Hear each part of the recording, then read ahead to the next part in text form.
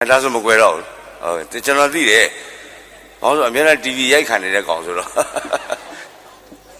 ဟောဒါလေးလည်းပေးဦးမယ်ရေတိုက်ဦးမယ်သူကကြက်ပွဲကြလား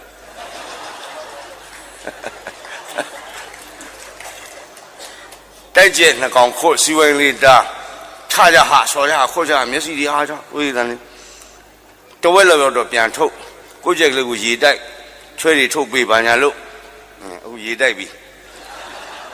ပြီးတော့မှကိုကြက်ကလေးကိုပြန်ပြီးတော့စီဝိုင်းလေးပြန်တဲ့ဆက်ခုတ်ပြီးတော့ဖေသားကြီး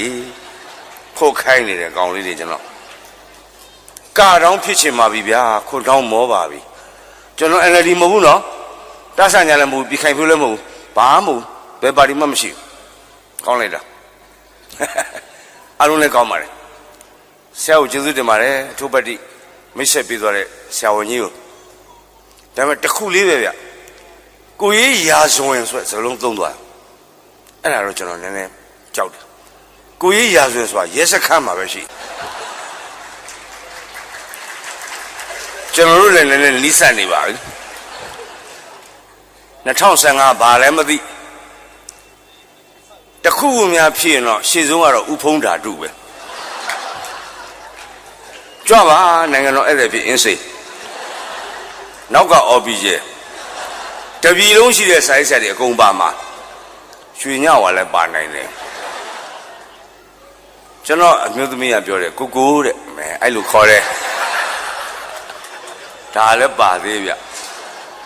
ကျွန်တော်ဥမျိုးနေတာဗျဘာကြောင့်ဥမျိုးလဲဆိုတော့မိန်းကလေးတင်းက693နဲ့နိုင်လိုက်တာလေ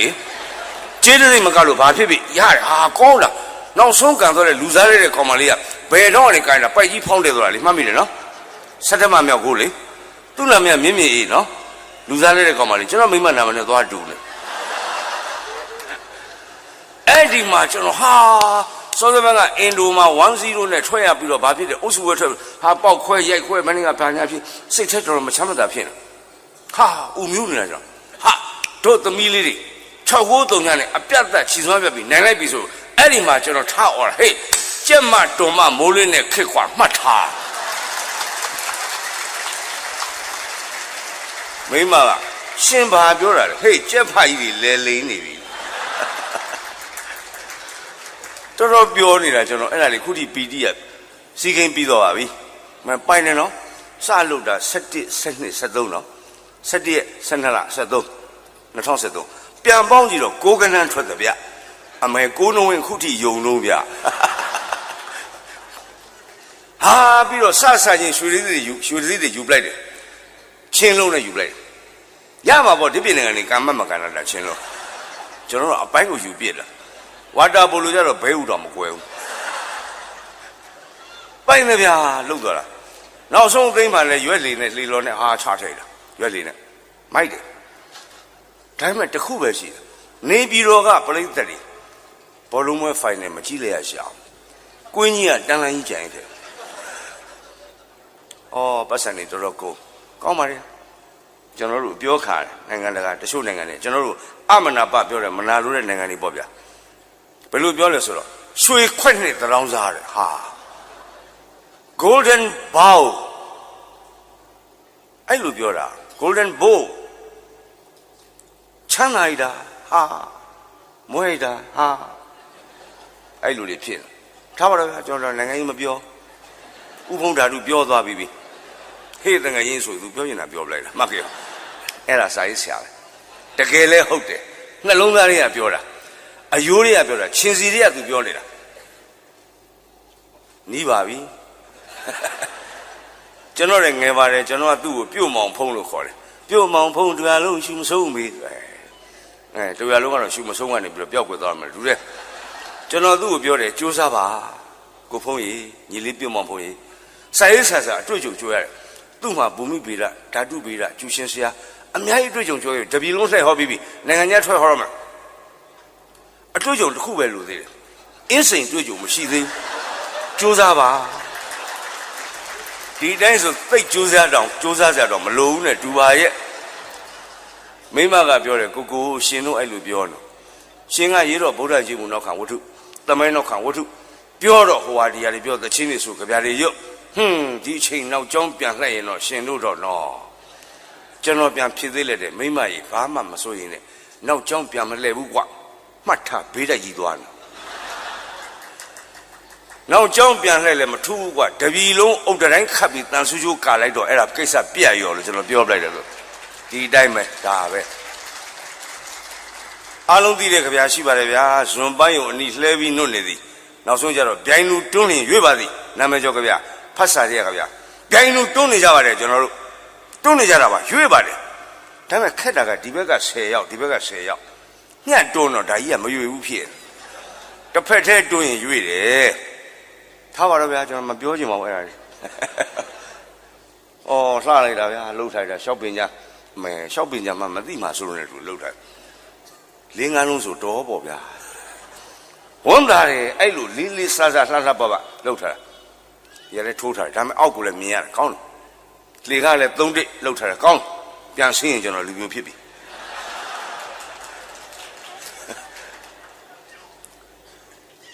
ဆရာတော်ကတော့အရှင်မြတ်ပေါင်းလို့ဗျာသုပ္ပရိပါဏာစရှိ၍နုဒ္ဒရာပုညခေတ္တလောကတာအဆုံးရှိသောကိုးပါးသောဂုဏ်တော်များအပေါင်းနဲ့ပြည့်စုံတဲ့ပရမတ္ထသံဃာသမုဒ္ဒိသံဃာဂုဏ်တော်များအပေါင်းတပိတော်ယူသေးစွာရှိခိုးပါ၏ဗျာရှေ့ဆက်ပြီးပြောမှထဲမှာပြောမှဆိုမှရှိခဲ့တော့စေရနာအမှားလို့သဘောပေါက်ပြီးတော့ခွင့်လွှတ်ပေးတော်မူရလို့ပြီးတော့တောင်းပန်ပါတယ်ဗျာကျွန်တော်မဆိုးဘူးနော်လိမ္မာကြီးချရှိတောင်းပန်တတ်ဘာမှမပြောခင်လေးကတောင်းပန်တချို့များလှုပ်ပြီးရိုက်ပြီးနှက်ပြီးပြစ်တက်ပြီးအခုထိမတောင်းပန်သေးဘူး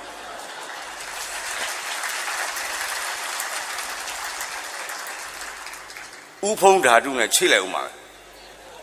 ဟဲ့တငယ်ကြီးတချို့တွေကတငယ်ချင်းမဟုတ်ဘူးနော်နောက်ကျောကဓာတ်နဲ့ထိုးတာဟဲ့တငယ်ကြီးတို့နဲ့ပဲရင်မိုးတဲ့ကဆင်းရှိခွင်းငါမဲမို့ရွာမလုံးလုံးနဲ့ပဲညီညွတ်ရေးနဲ့အသက်ရှိရှိခင်ခင်မဲမဲလက်ရည်တပင်းဒီရှိကတော့ပိုးချစ်ကြတယ်ဥဖုအရဲ့လက်ရည်တပင်းတဲ့ချင်းမြို့မတဲ့ချင်းသိတ်ကောင်းတဲ့ချင်းအဲ့ဒါများဆိုမလားလို့နားဆွနေမဆိုဘဲနဲ့ဆင်းလာလို့ဟဲ့တငယ်ချင်းတို့နဲ့ပဲရင်မိုးတဲ့ကဆင်းရှိခွင်းငါမဲမို့အဲ့မှာသိတ်ကောင်းတဲ့စာသားတစ်ခုရှိတယ်ပြုတ်မှာပေါ့ညီညွတ်ရေးနဲ့အသက်ရှိရှိခင်ခင်မဲမဲလက်ရည်တပင်းဒီရှိကတော့ပိုးချစ်ကြတယ်အဲ့ဒါမူလ original စာသားရှိကတော့ပိုးချစ်ကြတယ်တို့တော့မချစ်တော့ဘူးကွာရှိတော့လို့ချစ်ကြအောင်ကွာလို့ဥဖုအန်ကြီးမြို့မကသတိပေးထားတဲ့တခြင်းအဲ့ဒါကိုမဆလခေတ်ကလူကြီးတယောက်ကပြင်တယ်ရှိကတော့ပိုးချစ်ကြတယ်မကောင်းဘူးကွာတဲ့သူ့မောင်ဆိုတော့ရှိကတဲ့ပိုးချစ်ကြတယ်လို့ပြင်တယ်တို့ကပိုးချစ်တယ်ဟာပိုးချစ်တယ်ဆိုတော့ဒိုင်းဆိုပြစ်တာကို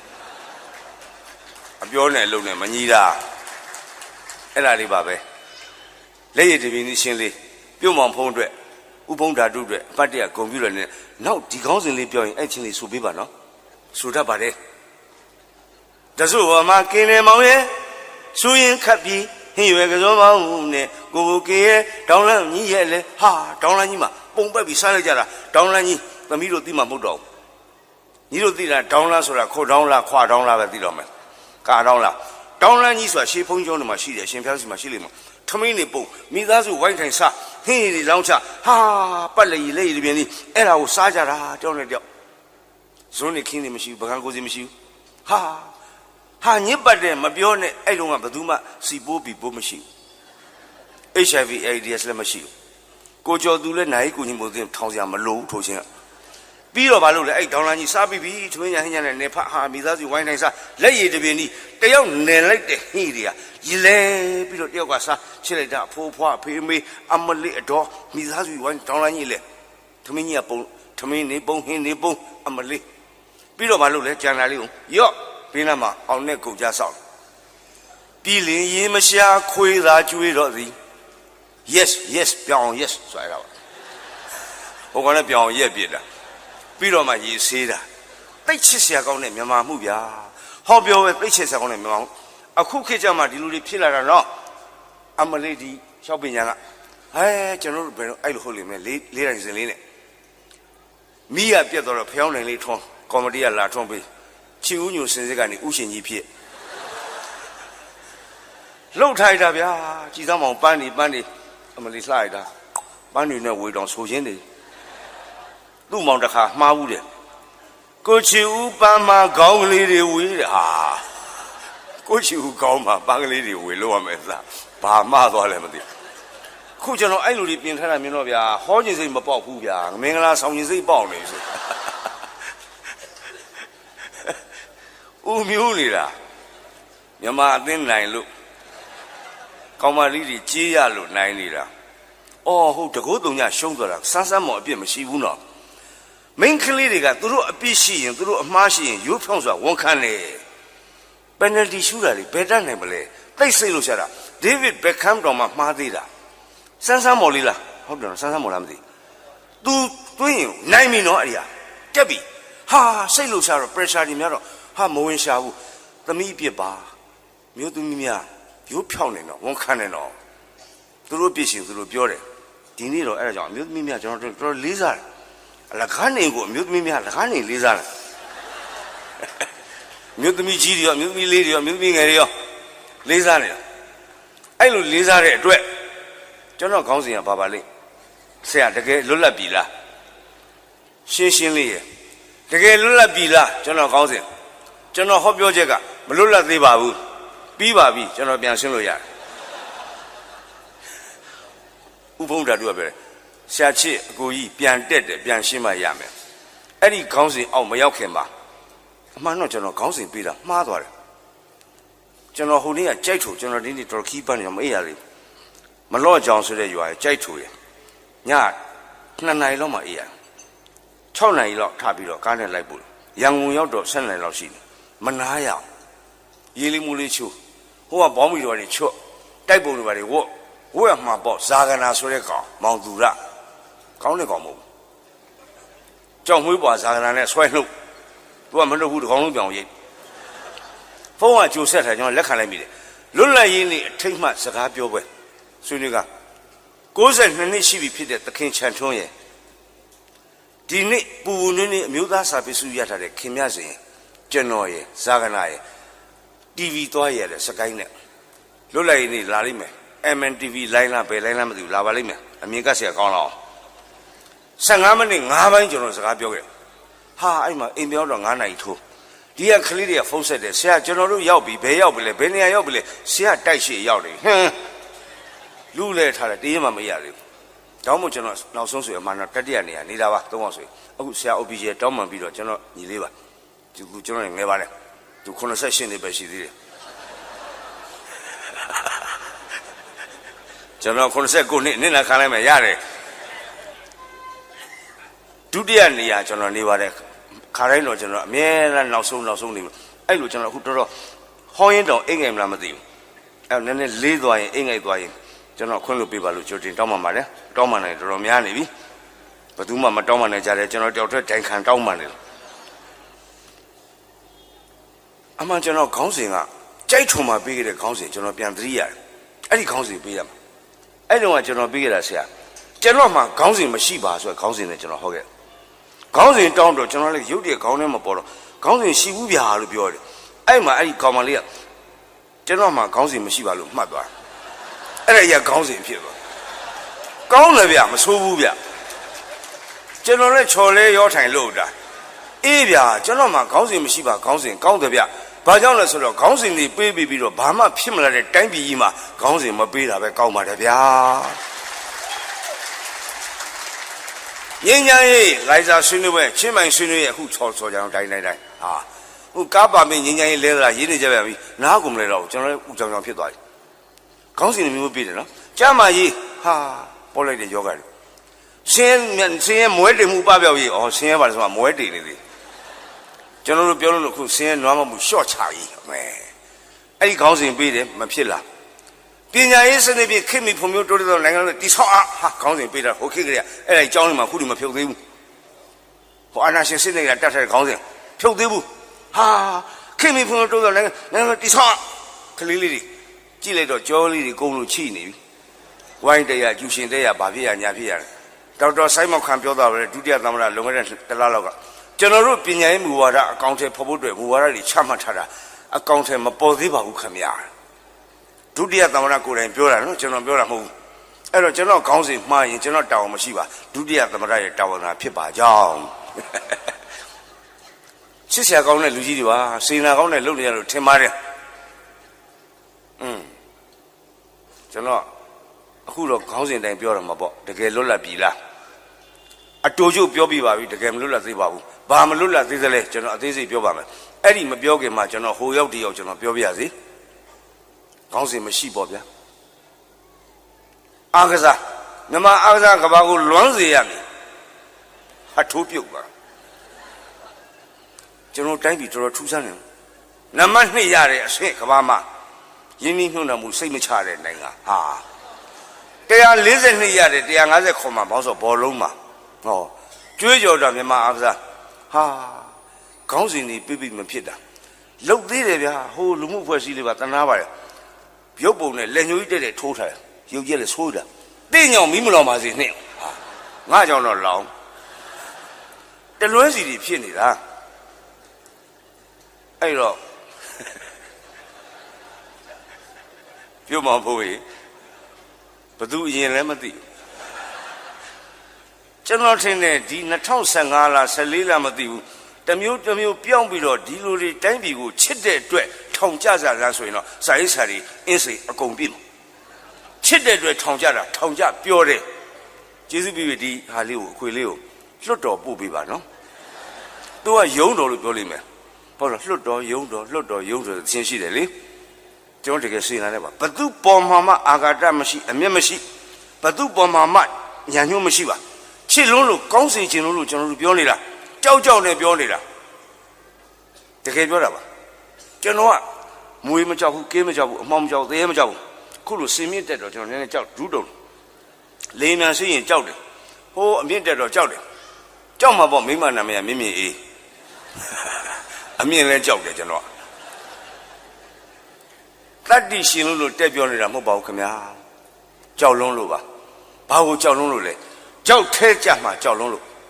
တိုင်းပြည်လူမျိုးဘာသာသာသနာအမှောင်နဲ့ရောက်မှကြောက်လုံးလို့အဲ့ဒါကြီးအဖြစ်မခံခြင်းလို့ကျွန်တော်တို့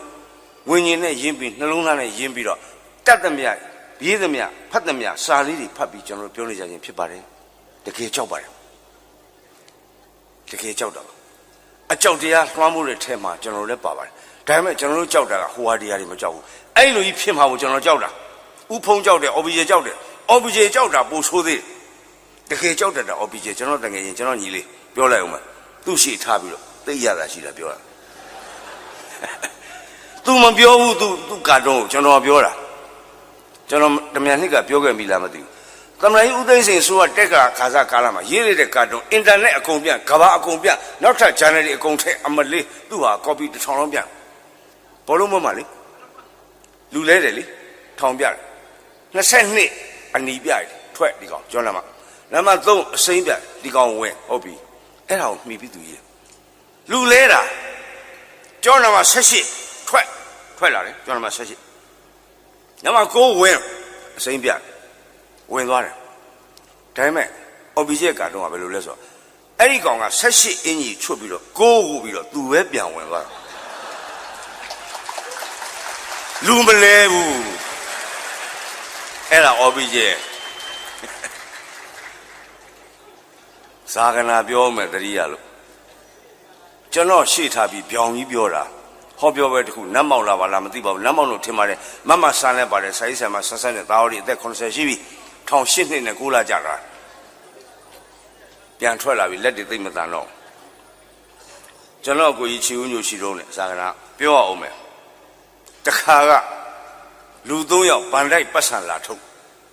တယောက်မှမှတ်ပုံနေမပါဘူးကောင်မလေးကလည်းပတ်စံထုတ်မပေးဘူးမှတ်ပုံနေမပါတဲ့အတွက်ပြဿနာတက်ဘယ်သူလဲဆိုကြည့်လို့အဲ့3ယောက်ကတယောက်ကထိုစဉ်ကရုပ်ရှင်စီယုံဥက္ကဋ္ဌဇင်ဝိုင်းကိုလူမင်းမဟုတ်သေးဘူးသူကလည်းဇင်ဝိုင်းဆိုပြီးတော့မှတ်ပုံနေမလိုဘူးလို့ထင်လို့သူကလည်းလာတာပေါ့ဒုတိယတယောက်ကဆိုင်းဆရာချီဦးညိုမဲသူကလည်းသူ့ကိုယ်သူချီဦးညိုဆိုငါမှတ်ပုံနေမလိုပါဘူးဆိုပြီးတော့လာတာပေါ့တတိယပုဂ္ဂိုလ်ကသမရီဦးသိန်းစိန်ဟာလုတ်ပုံကသူကလည်းကဘာသီးကိုဟာထုတ်မပေးဘူးမှတ်ပုံနေမပါဘူးအတုတွေဖြစ်နေဘယ်နဲ့လုံမလဲမန်နေဂျာရှင်းလာကဲကျုပ်ဖြေရှင်းပေးမယ်လူကြီးမင်းတို့အစ်စ်ပြချောင်းအများသိသာသောထင်ရှားသောတက်တည်သာရကပြမယ် identify လုပ်မယ်ဆိုရင်ပတ်စံထုတ်ပေးပါမယ်မှတ်ပုံနေမပါတော့လဲ အဲ့လိုတကယ်လားတကယ်ပဲနားလည်မှုရပြီဇင်ဝိုင်းစပြောတယ်ကျွန်တော်ဇင်ဝိုင်းမှာရုပ်ရှင်စီဥထားပါကျွန်တော်ကိုထေးလို့ခေါ်ရတယ်ကျွန်တော်ကဘယ်ရှင်ရဲ့သေယုတ်ဆောင်နေမလဲမင်းမော်ကုန်းအဖေပါဟုတ်ပါဒါတဲ့လူတိုင်းသိဇင်ဝိုင်းဖြေချောင်းသင်ရှောင်းပြောပါရုပ်ရှင်စီဥက္ကဋ္ဌဆိုတော်လဲကျွန်တော်ဟာဥက္ကဋ္ဌမဟုတ်ပါဘူးကျွန်တော်ကကျွန်းပါဗျကျွန်းပါရုပ်ရှင်လောကအတွက်ကျွန်းလို့လုပ်လို့မယ်သူကကျွန်တော် watch dog ပါခင်ဗျဟာဒါဇင်ဝိုင်းပြောနေတာစကားသေချာပြီပတ်စံထုတ်ပေးလိုက်ဇင်ဝိုင်းရသွားတယ်အစ်စ်ဖြစ်ချောင်းတက်တယ်ဗျကဲဥချီဥညူဆိုတဲ့ပုဂ္ဂိုလ်ကြီးလုပ်ပါအောင်ဒါကြီးစားချီဥညူဆိုလို့လုပ်တယ်တဲ့ခေါင်းကလေးကုတ်ပြီးတော့ဘယ်လိုလုပ်ရမလဲကွာအဲ့တော့မထူပါဘူးကညူပြားပြားလာလာရင်းချင်းလိုက်တရားပေးရတဲ့လိုင်းတဲ့ရရှင်ချီဥညူရောက်တဲ့နေရာတိုင်းဒါဆိုးနေတာသေချာပြီပတ်စံထုတ်ပေးလိုက်ရသွားပြီတတိယပုဂ္ဂိုလ်ကြံကဲပြောပါဦးမြ identify လုပ်ပါဦးမြခေါင်းကုတ်တယ်တဲ့ခက်တော့တာပဲကွာငါလည်းဘာလို့အမှန်ကိုမသိတော့ပါဘူးသေချာပြီပတ်စံထုတ်ပေးလိုက်သာကနာကျွန်တော်အားရနာလို့ဗျာကျွန်တော်အားနာနဲ့အခုပြောပါတယ်အဲ့လိုအပေါက်မျိုးတွေကြောင့်မကွေးတိုင်းလက်စာပေဟောပြောအပိတ်ခါတာပြောအောင်မယ်ပြန်ဖောက်တယ်ချအောင်မယ်ဝေမျှအောင်မယ်အခုတော့ပြန်ပွင့်သွားပြန်ပါပြီနော်စိတ်ဖြူသွားဟောကြတယ်ချီဦးညိုနေဝင်းမြင့်ခင်ထူးဟိုဘက်ကန်းကူရမယ်နောက်ဘက်ကမကွေးခဏနားတော့အလကတိကျောင်းဆရာမကြီးကဆရာတို့သုံးအောင်ရောက်တုံးကိုဆရာမတို့ရောက်တုံးအလကတိကျောင်းသူကျောင်းသားမြို့ပြိဿဟောပေးပါဆိုရင်နေဝဲချက်ချင်းကောက်စီစဉ်တာပြိဿက1000လောက်ရှိတယ်မြို့သူမြို့သားတွေရောချက်ချင်းကောက်စီချက်ချင်းကြော်ညာကဲလောက်ကြတာပေါ့ဗျာ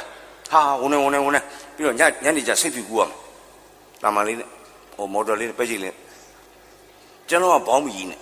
အုတ်ထုတ်ကြီးနဲ့ခုနကတယ်လီဖုန်းကြီးနဲ့လွယ်လို့ကင်မရာကြီးနဲ့ရုပ်ပြဆင်းမြက်ကြီးခီးထွက်ရင်ကျွန်တော်ဘောင်းမကိုတာလို့လာပေါ့ပါဆက်အခုလဲအောင်မလားဆရာမလေးတွေရုံငန်းထဲမှာကျွန်တော်အိုးစားလဲခိုင်းအားနာလို့မလဲတော့ဘူးဟောဆရာမလေးတွေပြူးနေအောင်ကြည့်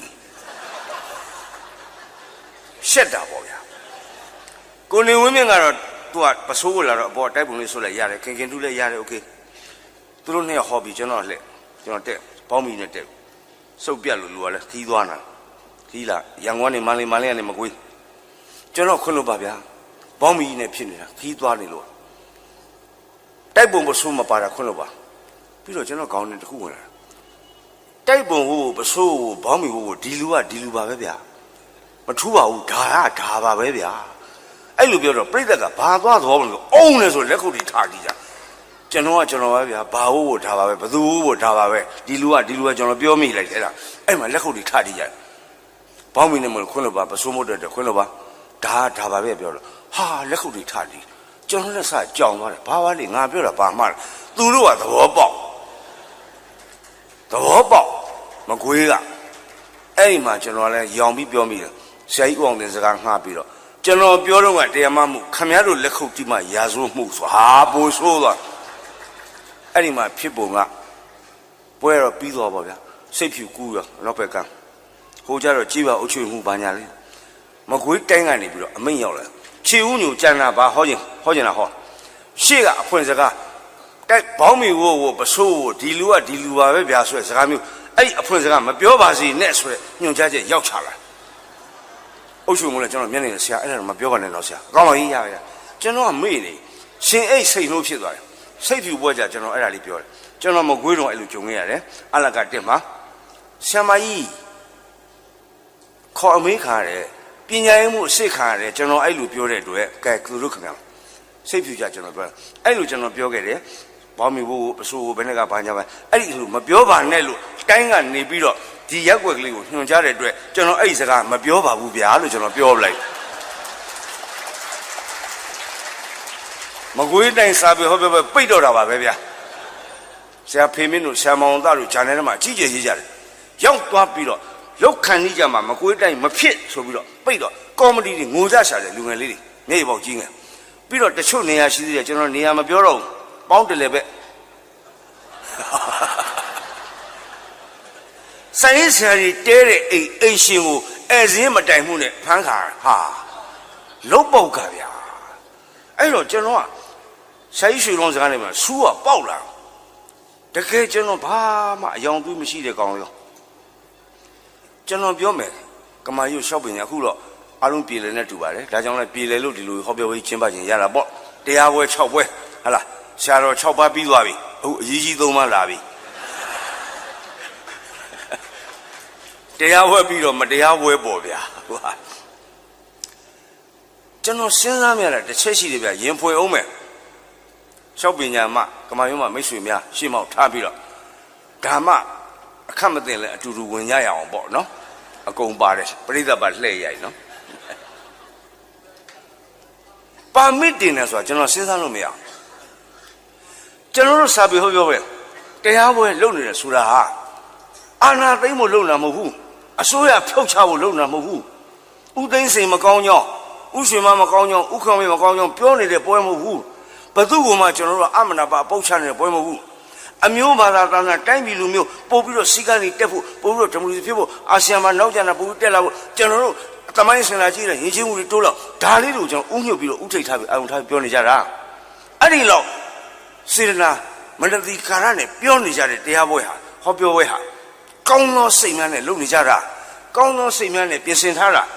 ဘာမှညစ်တဲ့စိတ်မရှိဘူးကျွန်တော်တို့မှာဒီကနေပြီးကျွန်တော်စီးပွားရေးမြတ်ထော်မှလည်းမဟုတ်ဘူးဒီကနေပြီးတော့ကျွန်တော်ကျွတ်သိခုံမှလည်းမဟုတ်ဘူး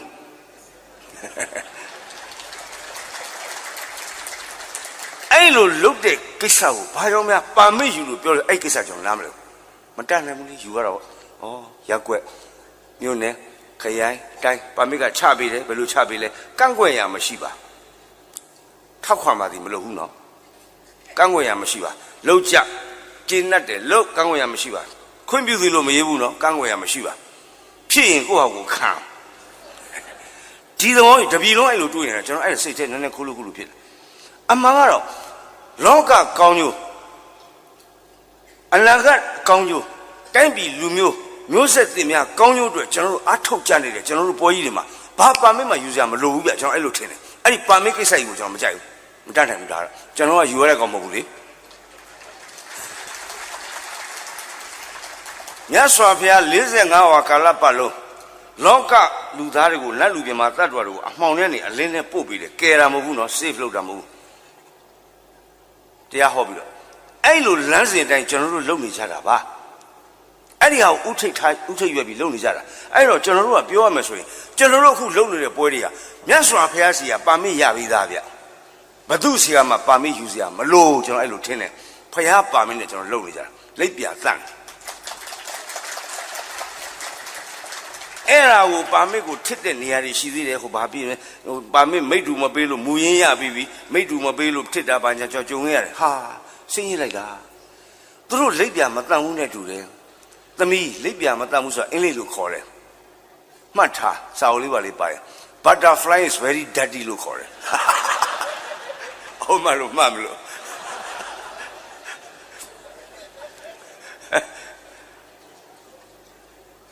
ကဲ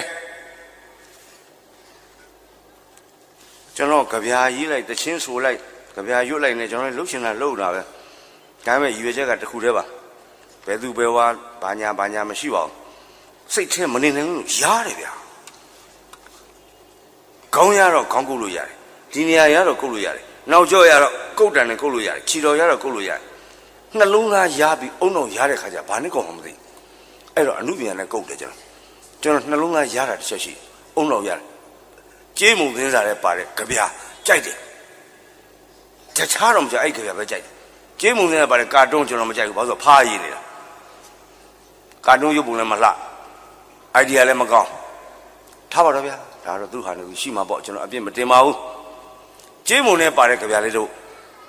တစ်တော်နဲ့တစ်ပင်ချစ်ခင်တဲ့လူမျိုးတစ်ပင်ကိုနှစ်စင်စိုက်ရွှေလိုက်ကိုစိုးလှလိုက်တာဗျာကြပြာဟာ natural resources တဘာဝတန်စာတအရင်အမြင့်မှန်လိုက်တာ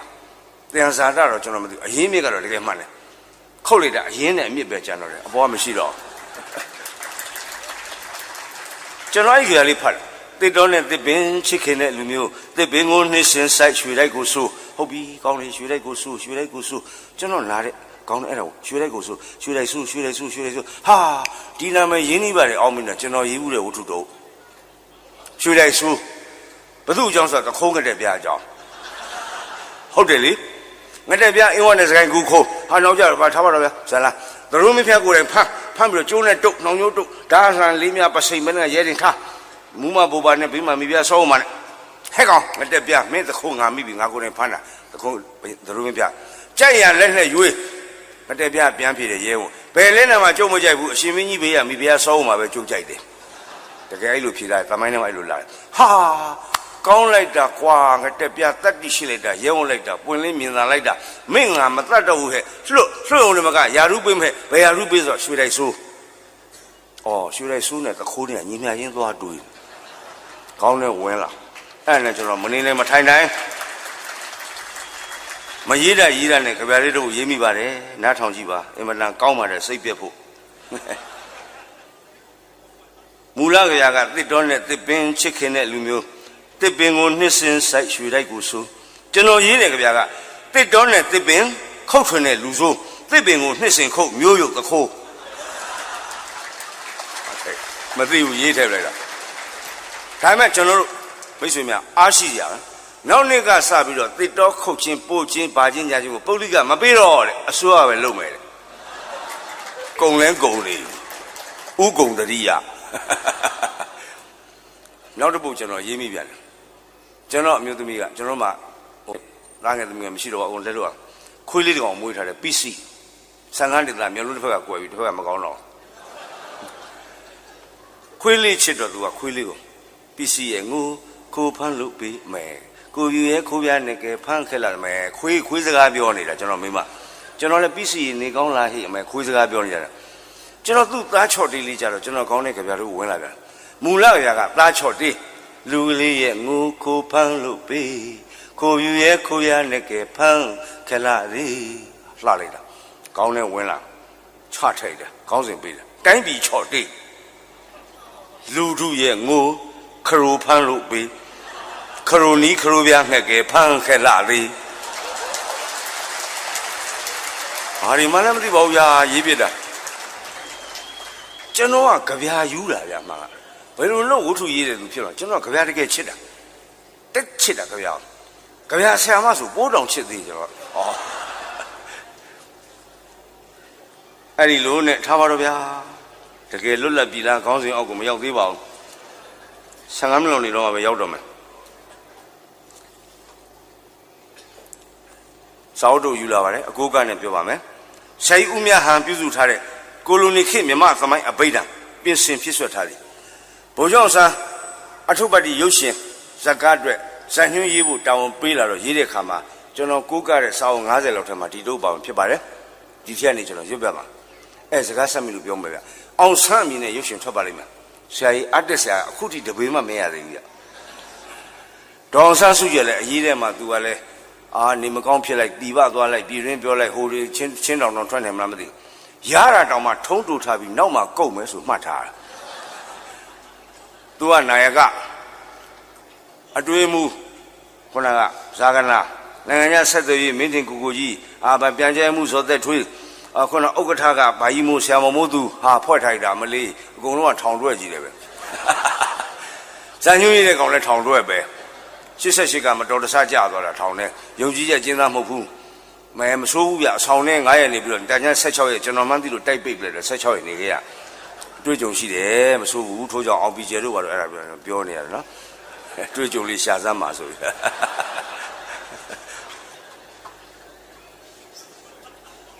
ဒီထဲပါတယ်လေကျွန်တော်ဖတ်ပြပါကျွန်တော်တို့လွတ်လိုက်ရတဲ့1948ဇန်နဝါရီ4ရက်နေ့4:20အဲ့ဒါပြောမယ်သတိရတော့ကျွန်တော်တို့ကဒီလောက်ကြီးတင့်တယ်ခမ်းနားတဲ့ဟောပြောတွေလုပ်နေကြတာအရင်ကကျွန်တော်ခြာတိတ်ဘွားနဲ့တွဲခဲ့ဦးတဲ့ဆရာမင်းကျော်ဆရာလက်နွယ်ဟောဒီနာဆရာစိန်ခမောင်းကြီးဆရာမောင်တော်ကဆရာမြတ်သန်းတင့်ဆရာဦးအောင်သင်း89နှစ်ရှိပြီ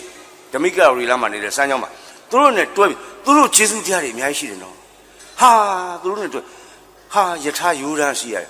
ကားကို BM ကားရှိရတယ်လှဲနဲ့ခေါ်တယ်ထွန်ဆက်နဲ့ခေါ်တယ်ဆိုင်ကယ်တော်မရှိဆက်ပြီးတော့မှတယ်စင်းစင်းရဲ့ပင်ပန်းသွားကြတယ်လက်ဆောင်ပေးတော့ဘယ်အခုလို4-5သိန်းဟုတ်မလို့မမျော်လင့်ပါဘူးပေးတော့လည်းရတာပေါ့ဗျာမ ပေးတော့လည်းမရဘူးပါပဲဖြစ်သေးတယ်ပေးမှမပေးတာဘယ်ရမှာခဲခဲဗျာဥစောချစ်စကားငါပြောရင်ပစိုးတကွင်းနဲ့လည်းမိုးလင်းဟောခဲ့တဲ့စာရေးဆရာတွေမကွေးရောက်တဲ့အခါကျတော့မကွေးရဲ့မြတ်သလုံးဖျားကြီးမှာခေါ်သွားပြီးတော့ဖျားဖူးဆရာတို့ဖျားဖူးဆရာတို့လက်ဆောင်ပေးမယ်ပြန်ကြကတ်ကြီးတက်လက်ဝယ်ပေးတယ်ကတ်ကြီးတက်လက်နဲ့နှက်ချီထွေအောင်ဟောခဲ့တဲ့ကောင်တိုင်ဦးရောက်တော့ဘတ်စကားပေါ်တက်ခံနေကြအောင်ရော့ဆရာတို့ရေဆိုငချင်းတွေတင်ပေးတယ်ငချင်းတွေနဲ့လည်းဖင်ပြအောင်ဟောခဲ့တဲ့ကောင်ဆရာကြီးတွေဖောက်ခဲ့တယ်လမ်းအဲ့ဒီမှာဆရာမောင်တော်ကကျွန်တော်ချစ်ခင်စွာသောဆရာမောင်တော်က NLD အမာခံအဖြစ်နဲ့ထောင်ထဲမှာတည်သွားတဲ့ဆရာမောင်တော်ကဘုံဘတ်တော်ရေတက်က1948ခုနှစ်ဇန်နဝါရီ4ရက်နေ့4:20လွတ်လပ်ရတဲ့အချိန်မှာအလန်တင်ခန်းသားကြီးယူနီယံကျဲလန်အောက်ချပြီးတော့မြန်မာနိုင်ငံတော်အလံထိုခြင်းကအခုလာမဟုတ်သေးဘူးအဲ့ဒီတင်ဟာအဲ့ဒီမှာသူကရေတက်ရဲပေါ်လေးပါတာပေါ့ဗျာတနက်လေးကြိုက်ဆိုဗျာပြီးလဲပြီးတော့သူတို့တမှုပဲပြောတယ်ဒီကနေ့လွတ်လပ်ရေးနေ့ကွာမင်းတို့လွတ်လပ်ရေးပေးလိုက်ပြီကွာမင်းတို့ဒီနေ့ရုံးမတက်နဲ့ဟာဘုံမှုဘတ်တော်ဆရာမောင်တော်ကပျော်ပြီးတော့အာမီရန်တွေတောက်ပြီးတော့လွတ်လပ်ပြီကွာဆိုတော့မီးတန်တွေလိုက်ပြီးဓာမီတွေတနတ်နဲ့လိုက်ပြတယ်ခွာတားကြသွားသူပြောတယ်ကျွန်တော်မှတ်မိသေးတယ်ကျွန်တော်ပါပါတယ်ဥအောင်သိန်းနဲ့ကျွန်တော်နဲ့ကြိုက်လက်ပဲမှာလွတ်လပ်ရေးရပြီးတဲ့နောက်မိနစ်ပိုင်းတွင်းမှာခွာတားကြတာမောင်တော်ကကွာအဲ့လိုဖြစ်တဲ့ပုဂ္ဂိုလ်ကြီးတွေပါပြီးတော့သူပြောတာရှိသေးတယ်နော်ကျွန်တော်မပြောရဘူးဒီစကားသူ့ကိုကျွန်တော်ကိုးကားပြောရတယ်မှားရင်ခွင့်လို့ပေးပါလူကြီးများအားလုံး1948ဇန်နဝါရီ4ရက်နေ့4:20ဟုတ်ပြီ1948 4th January 4:20ဆိုတော့420ဟေ့တို့မြန်မာလွတ်လပ်ရ420နဲ့စတာကွာ420ဆိုတာပုံမှန်သိပါတယ်နော်420ဆိုတာလေဆရာအလို့မရှိအကင်မရှိလားကြောင်6ချားလားမသိပါဘူးအဲ့လိုကြောင်ကရမ်းပုံမှန်အဲ့ဒါနဲ့ဆွဲတာလွတ်လပ်ရတို့အဲ့ဒါနဲ့ပေါက်ဖွာလာတာကွာဆိုဆရာမောင်တော်ကသူမို့လို့ပြောရတယ်ဗျာကျွန်တော်မပြောရဘူးသူ့စကားငှားပြောနေရတာကွာကျွန်တော်သိရတဲ့48ဇန်နဝါရီ4:20 1309ဗျပြာသူလိုက်ပြီကျော်9ရက်နေ့ဗျတနင်္ဂနွေနေ့ဗျမြန်မာလိုကျွန်တော်လည်းနည်းမေ့နေကြအဲ့ဒီမှာအခုဗန္ဓုလပန်းညံကြီးလွတ်လပ်ရေးကြောက်တယ်မှာလွတ်လပ်ရေးကြီးညာစရန်ခေါ်တဲ့ကြောက်ထွင်းထားတဲ့ကပီးမော်ကွန်ရှိပါတယ်အပိုက်6ပိုက်ပါပါတယ်အင်မတန်ကောင်းတယ်ဗျာရေးထားတာ6ပိုက်စလုံးကျွန်တော်ဖတ်ရရင်အချိန်လောက်မှမဟုတ်ဘူးဘာရေးထားလဲဆိုတော့လွတ်လပ်ရေးကြီးညာစရန်နဲ့အောင်စေတတိအပိုက်ကိမြန်မာတက္ကသိုလ်1309ခုနှစ်ပြာသူလစု9ရက်အင်္ဂလိပ်တက္ကသိုလ်1948ခုနှစ်ဇန်နဝါရီလ4ရက်တနင်္ဂနွေနေ့ကောင်းမြတ်သန့်စင်မင်္ဂလာပေါင်းတင်ပြည့်စုံသောအခါ၌ဤငါတို့မြန်မာပြည်သည်လုံးဝလွတ်လပ်သောအချုပ်ချာအာဏာပိုင်ပြည်တော်စုသမ္မတမြန်မာနိုင်ငံတော်ကြီးအဖြစ်သို့ရောက်ပြီဟာအားရှိစရာနှစ်3-4ကျွန်တော်ကြော်လိုက်တော့ငါကျွန်တော်ဖတ်ပြပါလွတ်လပ်ရေးကြီးညာစရမ်းမှာမကြခင်လာတော့မယ်မနေ့ကတနေ့ကခရစ်စမတ်အခုလာတော့မယ် New Year ပြီးရင်ကျွန်တော်တို့က 4th January လာတော့မယ်တတိယစီကိုကျွန်တော်အကျိုးပြောပါတယ်အပိုင်ငါတို့နိုင်ငံတော်ကြီးသည်မြည်သူတူးတယောက်တစ်ဖွဲ့တစ်သိန်းအမွေအနှစ်မဟုတ်မြည်သူတူးတယောက်တစ်ဖွဲ့တစ်သိန်းပုဂ္ဂလိကအပိုင်ပစ္စည်းမဟုတ်မြည်သူတူးတစ်ဖွဲ့တစ်သိန်းကချုပ်ကင်အနိုင်သိမ်းယူအကျိုးခံစားအပ်သောနိုင်ငံမဟုတ်အတိတ်ကာလက၎င်းယခုမျက်မှောက်က၎င်းနောင်လာလက်တန်သောအနာဂတ်ကာလ၌၎င်းငါတို့ပြည်တော်စုကြီးအတွင်း၌မိတင်းနေထိုင်ကြသောကြီးငယ်ဝေနီးကြားမှမချတစ္ဆတော်ခံနိုင်ငံသားဟူသည်တို့၏အမွေနှစ်ပိုင်ပစ္စည်းအကျိုးခံစားရဖြစ်သည်ဟူသောလူဘာသာလူတရားနှင့်အညီကဘာဦးကာလလူတို့၏စီယုံမှု၌လူအပေါင်းတို့၏သဘောဆန္ဒအရလူအဝှမ်း၏အကျိုးကိုကောင်းစွာဆောင်ရွက်နိုင်အောင်သောပုဂ္ဂိုလ်ကိုရွေးကောက်၍သမ္မတတင်မြှောက်ကြသောမဖောက်မပြန်မစွန်းမညိပဂရိတန်ရှင်းဖြူစင်သောမူလလူဝါဒနှင့်လျော်ညီစွာစီကံဥတွေသေချာထင်ရှားစွာပိုင်းခြားသတ်မှတ်တူညီသောတရားတူညီသောအခွင့်အရေးတူညီသောအစဉ်အလာအဖြစ်ကမ္ဘာအရှိတီးစိမ့်သောငါလူအပေါင်းတို့၏ဆန္ဒသာလျှင်အဓိကဖြစ်သောသမရနိုင်ငံတော်တည်းဟူသောမြတ်သောဖြစ်ကိုလက်ဆုပ်လက်ကင်ငါတို့အပိုင်ရပြီလူလူဆန္ဒနဲ့သမရရွေးကောက်မှာဆိုတာအဲ့ဒီကြောက်တယ်ကြီးမှာရှိပါတယ်ဗျအထင်ရှားရှိပါတယ်ကျင်ညာစရာမှာဒီတိုင်းပဲပါပါတယ်ဒီမိုကရေစီရဲ့အနက်အငွေ့သက်တရားကြောက်တယ်ကြီးမှာရှိပြီးသားပါလွတ်လပ်ရေးကျင်ညာစရာကြီးမှာရှိပြီးသားပါ2008ပြင်မလားသိမလားကျွန်တော်မသိ2015ဘာဖြစ်မလဲကျွန်တော်မသိနိုင်ငံရေးပညာရှင်မဟုတ်ကျွန်တော်တို့ကစာရေးဆရာစာရေးတယ်ဝတ္ထုရေးတယ်ကြပြလေးဆက်တယ်ကာတွန်းဆရာအော်ပီဂျဲရေးတယ်သူလည်းနိုင်ငံရေးဝါသနာမပါရှာဘူး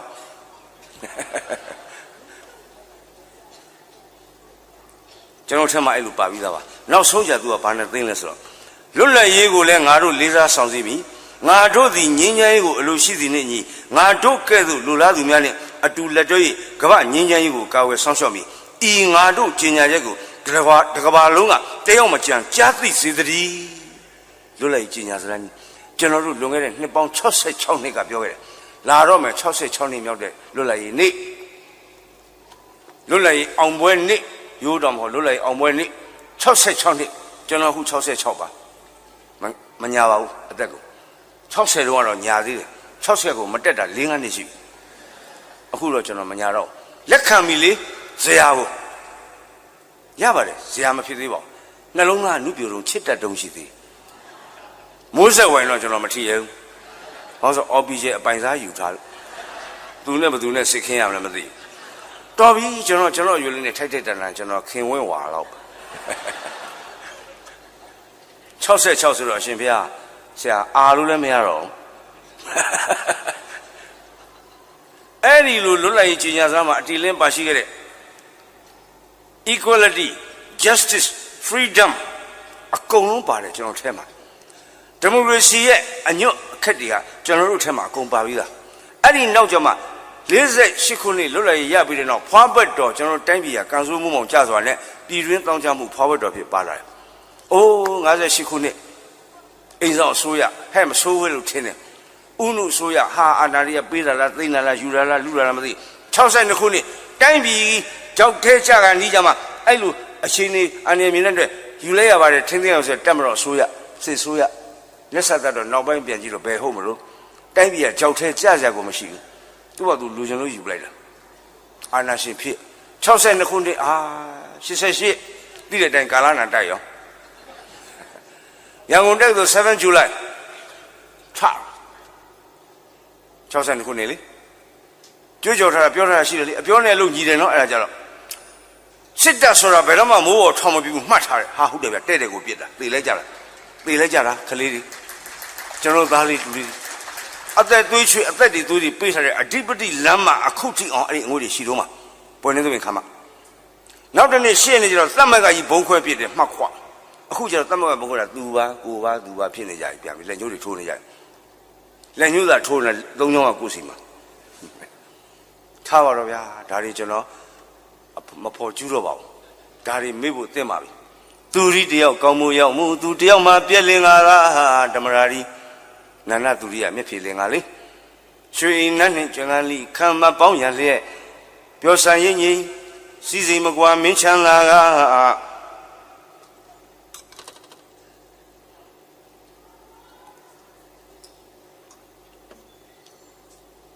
ကောင်းလိုက်တော့ဗျာရေလေးတောက်လေလားရေကြီးတယ်ပဲမိုးလက်ဖက်ချောက်လိုလေးခတ်ပြီးယူနေဆိုပိုရှင်းတာပေါ့အာရှာ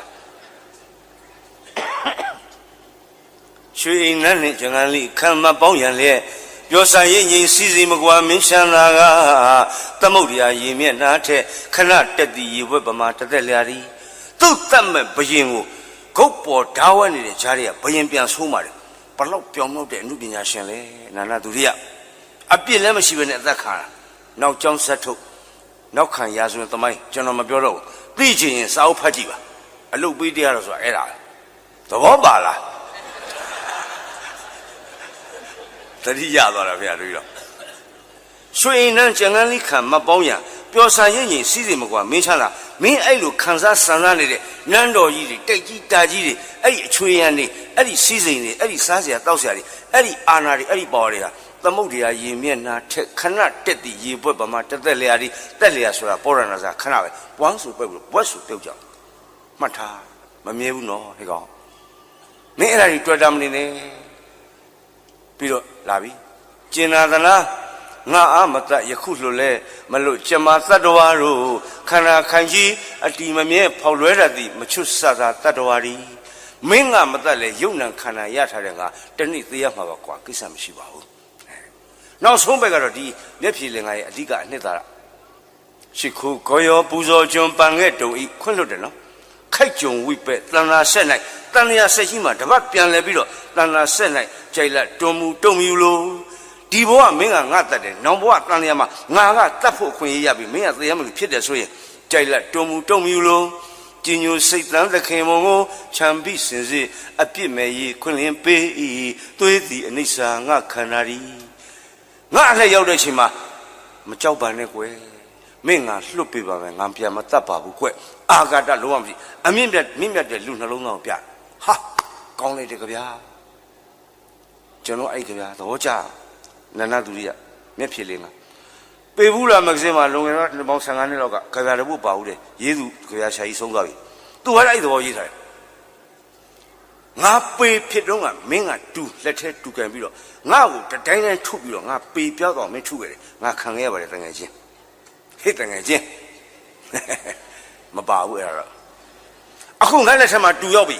မင်းကပေဖြစ်နေပြီလာခဲ့ကွာငါတူကိုမြှောက်လိုက်တယ်ဒါပေမဲ့မထုပါဘူးကွာတခြားနေရာငါတူကြီးလွှတ်ပလိုက်ပါတယ်ဟာကောင်းလိုက်တာအဲ့ဒီကဗျာကောင်းအောင်ဆရာကြီးတယောက်ကျွန်တော်ပြောတယ်တခြားဆရာကြီးပေါ့ဝက်ကီလမ်းမှာနေသွားတဲ့ဆရာမောင်စွမ်းကြီးပါယခုအမေရိကန်မှာအရှင်တွက်ထွက်ပြီးတော့နေတဲ့ဆရာမောင်စွမ်းကြီးဆရာတင်မောတော့အသေးတွက်ဖြစ်သွားပြီလေဆရာစွမ်းရင်ကောင်းလိုက်တာဗျာသူ့လက်တော့ခံခဲ့တာသူ့လက်ကြတော့တူကိုလွှင့်ပြလိုက်တယ်ဗျာကောင်းလိုက်တဲ့စိတ်ဓာတ်နှလုံးသားကိုချူးညိုခင်ဗျာဘာသိလို့လဲဘာလို့ဆရာစွမ်းရင်သူလွှင့်ပြတာဟိုမှာသူချိန်ထားတဲ့ခေါင်းတစ်ခေါင်းရှိတယ်အဲ့ပေါ်တဲ့ပြစ်ချဲတာဒီတော့လို့ဟိုမှာတိန်ဆိုသွားဆောင်တယ်အော်ဘီဂျက်ကလို့တိန်နဲ့ဖြစ်သွားတာပေါ့အဲ့လိုကြဗျာဒီစာတွေဟာကျွန်တော်စီမှာအများကြီးပါဗျာကဲအဲ့တော့ခေါင်းစဉ်အောက်ပြန်သွားပါမယ်ဘယ်တော့မှမရောက်သေးဘူးတကယ်လွတ်လပ်ပြီလားကျွန်တော်ခေါင်းစဉ်မှာဆရာအဖြေရရှင်းပါတယ်တကယ်မလွတ်လပ်သေးပါဘူးပြန်ကြည့်ပါစာနယ်ဇင်းချုပ်ကင်မှုတွေရှိနေပါသေးတယ်ငြိမ်းချမ်းရေးမှာလွတ်လပ်မှုမရှိသေးပါဘူးစင်းရဲသူများလွတ်လပ်မှုမရှိသေးပါဘူးဆန္ဒထုတ်ဖော်မှုလွတ်လပ်မှုမရှိသေးပါဘူးဆရာကြီးဦးဓမ္မကိုအင်္ဂလိပ်အစိုးရတွေဝိုင်းပြီးတော့ဖမ်းလိုက်တော့ကပုံမှန်123ကာကြီး154ခန်းငယ်အင်္ဂလိပ်အစိုးရကောင်းစွာထားဆရာကြီးမိုင်းလေးချိုးရေးခဲ့တယ်မရွတ်တော့လေးမှာဆိုကျွန်တော်လည်းသိမရွတ်တတ်ဘူးကောင်းစွာထားတယ်ဒီနေ့92နှစ်ရှိပြီဖြစ်တဲ့သခင်ချန်ထွန်းနဲ့ Skynet TV ရိုက်ခဲ့တဲ့အခါကျဆရာကြီးကပြောတယ်18နှစ်မပြည့်ခင်ကသခင်ဖြစ်ခဲ့တယ်ဘာလို့လဲတရားဟောတယ်သခင်ပေါက်ဆက်16လဟိအင်္ဂလိပ်ဆိုကစမ်းကြည့်လာခဲ့ခေါ်သွားတယ်ဆရာကြီးဘာဘလောက်ကြတယ်တစ်နှစ်ဘာကြောင့်လဲနှစ်ပွဲဟောလို့ဟုတ်ပြီဒါပေမဲ့9လလောက်နဲ့ပြန်လွတ်လာခဲ့တယ်အဲ့တော့ဘမေးတယ်ဇာကနာမေးတယ်လာပါလိမ့်မယ်လေးနေမှာကြည့်ပါကျွန်တော်လည်းပါပါတယ်ခင်ဗျားစင်လည်းပါအဲ့ဒီထောင်ထဲတော့ဘာနဲ့ဖမ်းလဲပုံမှန်ငါပေါ့ကွာဘယ်မှာထားလဲ B class မှာထားတယ်အဲ့တော့ဘတို့အဲ့ဒီအုတ်ချုပ်တဲ့ဖိနေတဲ့ဗြိတိရှအစိုးရထောင်အာဏာပိုင်တွေဘယ်လိုဆက်ဆံကောင်းကောင်းကြွတယ် breakfast မနဲ့ပေါင်မထွားလို့လက်ဖိတ်ကျဲဦးနေ့လေကြက်သားနဲ့ထမင်း2လလောက်ကြာတော့ဒါကိုကောင်းစားစားလို့ညင်းငွေလို့ A class ကကောင်းနေထမင်းချမ်းနေလဲစားပါလိမ့်မယ်ဒါကြီးကြည့်ပါအော်အဲ့ဒါတွေ့နောက်ကြတော့ဒီပုံမှန်တွေဆန့်ကျင်ကန့်ွက်ကောင်းလိုက်တာတက္ကသိုလ်ကျောင်းသူကျောင်းသားတွေတို့ဗမာအစည်းအဝေးသခင်အောင်ဆန်းနောက်ကြတော့အတွင်းမှုတို့မှအစည်းအဝေးနဲ့တို့မှအစည်းအဝေး1930နှစ်မှာကောင်းထဲပေါ်တယ်သခင်အောင်ဆန်းကထိုးချင်း15နှစ်သားရှိသေး1935 36ကျတော့သခင်အောင်ဆန်းတို့မှအစည်းအဝေးနဲ့တောင်းဝင်တယ်နိုင်ငံကြီးတွေဝင်တော့မဗျာလာကိုကြီးနုပါဆိုပြီးတော့ဦးနုဆွဲခေါ်သွားတယ်ကိုကြီးနုကမွေးချင်းငါနိုင်ငံမလုပ်ချင်ဘူးမလုပ်ချင်းကခမရနိုင်ငံကြီးလို့မရလာရေကျော်နမောက်တော်လည်းမသိသခင်ထိတ်တင်ကိုတော်ကြီးတို့မှရှင်အဖွဲချုပ်မီးပြက်နေတယ်အဲ့ဒီကမီးပြက်တာရေကျော်ကဖျောင်းနေလေးနဲ့မီးလေးရော့တမဆိုသခင်ဝင်လို့ရတယ်ငကနီစာအုပ်တက်က9ချက်ခွဲပေးရင်တစ်နှစ်လုံးစာအုပ်ရတယ်အဲ့လိုနဲ့သခင်နုတော့ပါသူကဘိုးကျောင်းအောင်ဆန်းကသခင်အောင်ဆန်းဖြစ်မဲ့ကိုအောင်ဆန်းက9မှုထုတ်ပေးတယ်သူတို့မှရှင်ဝင်ဖြစ်သွားတယ်ပြန်ထွက်လာတော့ထုတ်ပတ်တည်တယ်ပါလိမ့်မယ်ရုပ်ရှင်နဲ့ကဲကိုကြီးလူခင်ဗျကျုပ်သခင်အောင်ဆန်းလို့ခေါ်သားမြမဲတခါမှခေါ်မကားသေးဘူးလေအောင်ဆန်းမခေါ်တယ်အေးခေါ်ပြီးကွာသခင်အောင်ဆန်းဗျဘယ်နဲ့လဲဗျဟေးဗျတော့ကြကဲခင်ဗျကျွန်တော်ပြန်ခေါ်မယ်သခင်လူဟာငါမခေါ်နဲ့အဲ့နာမကြီးနဲ့ငါလည်းမကြိုက်ဘူးတမျိုးကြီးဆက်ဆရာကြီးခင်ဗျအဲ့တော့ကျုပ်ကသခင်လူခေါ်လို့ခင်ဗျကျွန်လူခေါ်မှာလားဟာချတယ်ခေါ်ပါတော့ကွာကျွန်လူတော့မခေါ်နဲ့သခင်လူပဲခေါ်ပါကွာအဲ့ဒါဘိုးကျောင်းအောင်ဆန်းအင်မတန်ယူသားဖြောက်မှတယ်ကျွန်တော်မပြောတော့ဘူးခုနဥဖုံးပြောပြီးပြီရုပ်ရှင်ထွက်တော့ကြည့်တော့2015 February 23မှာဘိုးကျောင်းဆန်းနှစ်တရာပြည့်ရ ရုပ်ရှင်ပြဖို့အတွက်ရုပ်ရှင်ကားကြီးယုံတင်နိုင်မှုအတွက်အားလုံးဝိုင်းဝန်းကြိုးစားနေကြပါတယ်ဒါပေမဲ့ဆရာပြနိုင်မှာမထင်ခုချိန်ဒီတပည့်မှမရသေးဘူးကျွန်တော်ဇန်ညွှန်းပြီးတာ6လောက်ရှိပြီကျွန်တော်ဥကြည်ဆိုထုံးကမျက်မြင်ပေါ်ရေးကြတယ်အင်္ဂလိပ်လိုဘာသာပြန်ဘယ်နဲ့ကဘာညာအခုထိဂျာမနီကအကူအညီပေးမယ်ဘယ်သူကအကူအညီပေးမယ်ဂျပန်ကအကူအညီပေးမယ်ရဲဘော်၃ချိန်ဟိုမှာသွားရရင်ဟိုင်နန်ကျွန်းမှာလိုအပ်သမျှရိတ်ခါလူသူလက်နဲ့စစ်ပစ္စည်းအကုန်လုံးပတ်စံတပြားမှအကုန်မခံနဲ့အကူအညီပေးမယ်ဂျပန်ကလည်းကမ်းလှမ်းတယ်ဒေါ်စုကလည်းသူကပရိုဂျူဆာဟုတ်ဗျသူပတ်စံနဲ့သူလို့ဖေဖေကြောင့်သူသိချင်လို့ဘာညာသူကအမေပဲမိလိုက်တာအဖေမမိလိုက်ဘူး32နှစ်5လ6ရက်ကြီးစံ73ကျန်တဲ့ဘိုးကျောင်းဆန်သူ့ရဲ့နဲ့လဲတဲ့အချိန်မှာဒေါအောင်ဆန်းစုကြည်2နှစ်17လရှိသေးတာသေသွားပြီးတော့ဆေးရုံယူဟိုကနေဘာညာလုတ်ပြီးတော့အိမ်ပြန်သေးယူနီဖောင်းတွေဒေါက်ကြီးကလွှမ်းပေးထားပိန်ပိန်ချက်ကလေးလေးတွေ့မှာပါပုံနဲ့အဲ့ဒီမှာအဲ့ဒီ2နှစ်17လသမီးလေးကကြည့်ပြီးတော့လူတွေကလာမေးကြပြီခြံကြီးပြည့်နေပြီနားမောင်လားဖေဖေမောလို့အိတ်နေတယ်ဖေမောလို့အိတ်နေတယ်နောက်တစ်နေ့ဂျူဘလီဟောပြန်တော့ဖေရုံသွားတက်ပြီးမသိရှာဘူးမေးတယ်ဇာကနာအန်တီစုအဲ့ဒါတွေမှတ်မိသေးလားဟဲ့ငါ2နှစ်17လပဲမှတ်မိမလဲဟဲ့သူများတွေရေးမှငါမှတ်မိတာသူအဲ့ဒါတွေပြန်ကြည့်ချင်ကျွန်တော်လည်းကြိုးစားရေးရတာပေါ့ဗျာခက်လိုက်တော့ဗျာ4လ5လလောက်ဒီချက်နှစ်ပြီးရေးရတာစာမူကဇန်ညွှန်းကကျွန်တော်မမျှော်လင့်ပါဘူးပေးပါတယ်ပေးတော့ယူပါတယ်ကျွန်တော်နည်းနည်းတော့နဲတယ်ဗျဒေါ်စုပေးတာမဟုတ်ဘူးကျွန်တော်ထင်တယ်ဘယ်ကပေးမှမသိထားပါတော့ကိစ္စမရှိဘူးဒါတွေကျွန်တော်ဘာမှကောင်းတယ်မရှိတော့ကြုံလို့ပြောပြတာထပ်ပေးရင်တော့ပိုကောင်းတာပေါ့ဗျာနော်လွတ်လပ်ပြီလားကျွန်တော်တို့တကယ်မလွတ်လပ်သေးဘူးနော်66နှစ်ပြည့်တော့မယ်လွတ်လပ်ရေးနေ့ကြီးကတကယ်ကျွန်တော်တို့လွတ်လပ်ပြီလားမလွတ်လပ်တဲ့ကိစ္စတွေအများကြီးရှိပါသေးတယ်ပုံမှန်18တို့လိုကိစ္စမျိုးဟုတ်တယ်နော်စာနယ်ဇင်းဥပဒေလိုဆိုင်ရာကိစ္စမျိုး freedom of expression ဆိုတဲ့လွတ်လပ်စွာဖော်ထုတ်ပိုင်ခွင့်မရှိသေးတဲ့ကိစ္စမျိုးလွတ်လပ်ပြောဆိုခွင့်မရသေးတာလွတ်လပ်ထုတ်ဖော်ခွင့်မရသေးတာလွတ်လပ်ရေးခွင့်မရသေးတဲ့ကိစ္စမျိုးတွေအများကြီးရှိနေပါသေးတယ်တိတ်မလွတ်လပ်သေးပါဘူးကျွန်တော်66နှစ်အရွယ်ရှိပြီဖြစ်တဲ့လွတ်လပ်တဲ့နိုင်ငံတော်ကြီးဟာကျွန်တော်ထင်တယ်26နှစ်လောက်ပဲလွတ်လပ်မှုရသေးတယ်မရင်ကျက်သေးဘူးဘောင်းဆိုစစ်အာဏာရှင်ဆိုတာတောက်လျှောက်ကြီးလှုပ်လာတော့အကျင့်ကြီးပါပြီးတော့အကြာကြီးပင့်ထားတဲ့သူလည်းရှိတာဟုတ်ဗျအကျင့်ပါပြီးကြာကြီးပင့်ထားတာအဲ့တော့ပဲလွတ်လပ်တော်မလဲကောင်းပြီဗဟိတလွတ်လပ်ရေးအဲ့လိုမရှိသေးသလိုအစ္ဆဒလွတ်လပ်ရေးရောကျွန်တော်မှရှိပလားမိမိအတွင်းတကူတော်လွတ်လပ်ရေးနေ့ဆိုတာမိတ်ဆွေများခင်ဗျာအင်္ဂလိပ်လိုသုံးမရစီ Independence Day လို့ခေါ်ပါတယ် Independence ဆိုတာက depend ကိုရှေ့ကနေ in တက်လိုက်တာပါ depend ဆိုတာကမှီခိုးနေတာကျွန်တော်ခုဒါလေးကိုထောက်ပြီးပြောနေကျွန်တော် depend ဖြစ်နေကျွန်တော် independent ဖြစ်ဆိုကျွန်တော်ဒီတိုင်းပြောမယ်ပို့ပြီး independent ဖြစ်ကျွန်တော်ရှေ့ထွက်ပြောမယ်ပို့ပြီး independent ဖြစ်ကျွန်တော်ခုံပေါက်ပြောသဘောလွတ်လပ်စွာမှီခိုးမှုကင်းလွတ်စွာအားထားမှုကင်းလွတ်စွာအဲ့ဒါမှလွတ်လပ်တာကျွန်တော်နိုင်ငံဟာနိုင်ငံကြီးအဖြစ်ဗိုလ်ချုပ်အောင်ဆန်းကျေးဇူးကြောင့်ခေါင်းဆောင်ကြီးများကျေးဇူးကြောင့်1948က independent ရခဲ့ပေမဲ့ကျွန်တော်တို့က free မဖြစ်သေးဘူး freedom မရသေးဘူးအကြောက်တရားတွေနဲ့ freedom မရသေးဘူးစီကန်းတွေနဲ့ freedom မရှိသေးဘူးစီကန်းနေတာမလေးကြည့်ပါဦးဖြစ်နေတာဒီနေ့ကားတွေစီအကုန်သိပါတယ်ကျွန်တော်ပြောကြမလို့ပါကျွန်တော် driver ကကျွန်တော်မှာကားမရှိပါဘူးကျွန်တော်ကားမဝယ်ဘူးဝယ်မဲ့ပတ်စံတိုက်ခန်းဝယ်ပလိုက်တယ်ကြည့်စုမဲ့စုလေးနဲ့ဘာကြောင့်ကားမဝယ်လဲဆိုတော့စိတ်ညစ်လို့ driver လည်းမရှိဘူးကျွန်တော်လည်းမောင်းတော့ကားတွေလောက်ကြံ့တယ်ကျွန်တော် black taxi လေးစီတယ် driver အများကြီးရှိတယ်ဒီကောင်ကွန်ဆာကျွန်တော်နောက်ကစီးလိုက်တာမိပွင့်ရောက်ကိုယ်ကျော်သွားမဲ့ကောင်ကတဲ့ဝင်ပြီးတော့နောက်မှလုတ်ပြီးတော့လုတ်သွားဟာဒီကောင်ဖြတ်လန်းဝင်ချတာဆက်တွေ့လားဒီကောင်နေစီကမ်းမရှိတာ taxi driver တွေဘယ်နဲ့ကပါညာအေးဟုတ်တာပေါ့ကွာဒီကောင်ကကျွန်တော်အဲ့ဒါတွေမကြိုက်တာဆဲဆိုဒီကောင်ကဖွာဆိုမှန်ချပြီကုန်းလေးထွေးကျွန်တော်လည်းဘာလို့လဲနောက်ကနေစီကလက်ဖွာလိုက်အေးကွာငါလည်းဒါတွေမကြိုက်ဘူးကွာစီကမ်းနေမရှိတာတွေမလွတ်လပ်သေးတာတွေကျွန်တော်တို့ independent ဖြစ်နေသေးတာတွေ depend ဖြစ်နေသေးတာတွေ independent ဖြစ်သေးတာအဲ့တော့အကျင့်ဆိုးတွေရှိတယ်ဟိုတနေ့ကအကျင့်ဆိုးဆိုခဲ့ဘူးလားမသိဆိုရနေတူတယ်ကျွန်တော်လည်းမှတ်ပြီးတော့သချင်းတွေထပ်လဲခွန်းလို့ဗျာတတ်နိုင်တော့ချမ်းကြတော့တကယ်ဆိုအချစ်ဖဲလို့တယ်ထပ်ဆိုပြပါလို့တောင်းဆိုတယ်ကျွန်တော်တို့ကြတော့ဆရာချစ်မနှစ်ကဒါကြီးပြောသွားပြီလို့ပြောတယ်တတ်နိုင်မှုဗျာထပ်လဲခွန်းလို့ပေါ့အခွေရဲနားထောင်လဲအခွေရဲပေါ့အခုကြတော့အရှင်လက်ပေါ့အကျင့်ဆိုးဆိုတဲ့သချင်းတစ်ပုဒ်ရှိတယ်ဗျကျွန်တော်တို့မလွတ်လပ်သေးတာဝိမု ക്തി မရသေးတာ ကျွန်တော်တို့ကအစွဲတွေနဲ့ကျွန်တော်တို့မလွတ်လပ်သေးတာလွတ်လပ်သောစိတ်ဆိုပြီးတော့မဟာမြိုင်ဆရာတော်ဆရာအရှင်ဇောတိကဥဇောတိကရေးထားတာရှိပါတယ်ဖေ။သိချိတ်တဲ့စာအုပ်ပါလွတ်လပ်သောစိတ်ရှိသူဟာ